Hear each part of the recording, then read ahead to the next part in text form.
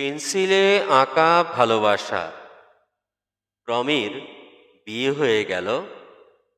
প্রমির দেওয়া ভালোবাসার নাম প্রান্ত তার জীবনের ডায়েরিতে লিখে রেখেছে, পেন্সিলে আঁকা ভালোবাসা। প্রান্ত। এই পেন্সিলে আঁকা ভালোবাসা রাবার দিয়ে মুছে নতুন করে কোনো ভালোবাসার গল্প আঁকেনি। আজ প্রান্ত 40-এর কোঠায়।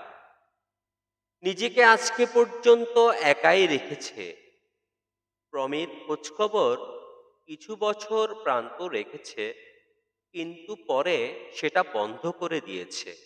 কারণ প্রমির বিবাহিত জীবনে এটা কাল হয়ে দাঁড়াবে, এই ভেবে সরে এসছে প্রান্ত। ভাগ্য। ভাগ্যের নির্মম পরিহাসে প্রান্ত প্রমির জুটি মিলেনি। আর এই ভাগ্যের দোষ দিয়েই প্রান্ত অনেক কষ্ট করে প্রমিকে ভুলে থাকার চেষ্টা করেছে, কিন্তু ভুলে থাকতে পারেনি। আর পারে নাই হৃদয়ের মাঝে অন্য কাউকে প্রান্ত জায়গা দিতে।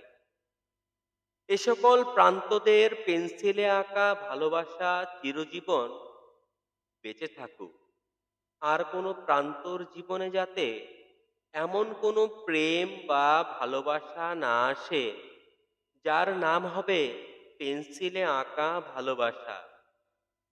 নতুন কোনো প্রান্ত বা প্রান্তর জীবনে যদি প্রমির মতো কোনো ভালোবাসা আসে, তবে তার নাম যাতে হয় চিরজীবনের জন্য আঁকা ভালোবাসা।